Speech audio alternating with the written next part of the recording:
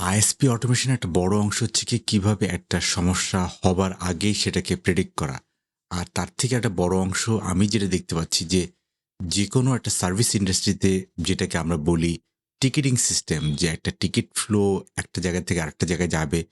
এই টিকিট ফ্লোটাকে যদি আমরা আগের থেকে বুঝতে পারি বা প্রেডিক্ট করতে পারি। কারণ ধরা যাক একটা কোম্পানিতে গত ১০ বছরে যে টিকেটিং সিস্টেম আছে সেই টিকেটিং সিস্টেমটাকে আমরা যদি মেশিন লার্নিং মডেলে ফেলে দেই, তাহলে কিন্তু আমরা বুঝতে পারবো যে আসলে এই টিকেটিং সিস্টেমের মধ্যে কার কাজের পরে কার কাজ এবং কে আসলে কাকে সাধারণত টিকিট পাঠায় বা কোন ঘটনার প্রেক্ষিতে আমরা নেক্সট টিকিটটা আমরা কার কাছে পাঠাবো।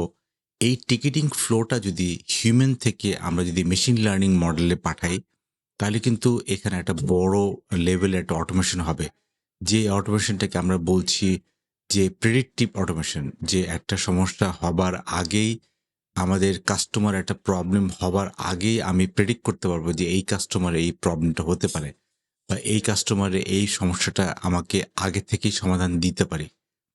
এর পাশাপাশি আমরা যেটা দেখছি যে ফাইবার কার্ড বা অন্যান্য যেখানে আমরা ওয়েলটি থেকে যে ধরনের সিগন্যাল পাই, সেই সিগন্যালটাকে আমি কিভাবে কনভার্ট করে একটা টিকেটে আমি ফেলতে পারি যাতে এই টিকেটেটা একটা বাস্কেটে অটো বাস্কেটে চলে যাবে বা অটো বাকেটে চলে যাবে। যার মাধ্যমে আমরা আসলে বুঝতে পারবো যে কিভাবে আমরা নে যেই টিকেটিং সিস্টেমটা নিয়ে আমরা কাজ করছি সেটার নেক্সট ফ্লোটা কোথায় হবে? মানে আমার যে ফ্লোটা বর্তমানে আছে সেটাকে আমি নেক্সট ফ্লোতে কোথায় নিতে পারবো যেটাকে অটোমেটিক্যালি নেক্সট আ জায়গায় তাকে প্লেস করবে। আর সবচেয়ে বড় যে জিনিসটা হচ্ছে কি এই অটোমেশনের একটা বড় পার্ট হচ্ছে গিয়ে এটা হলে ওটা হবে বা ওটা হলে এটা হবে না বা এটার সাথে এটা হবে না। এই যে এক্স অর বা এক্স আ এক্সক্লুসিভ অর বা এর পাশাপাশি এই জিনিসটাকে কিভাবে আমরা একটা জায়গায় নিতে পারবো সেটা আসলে আমাদেরকে বুঝতে পারতে হবে।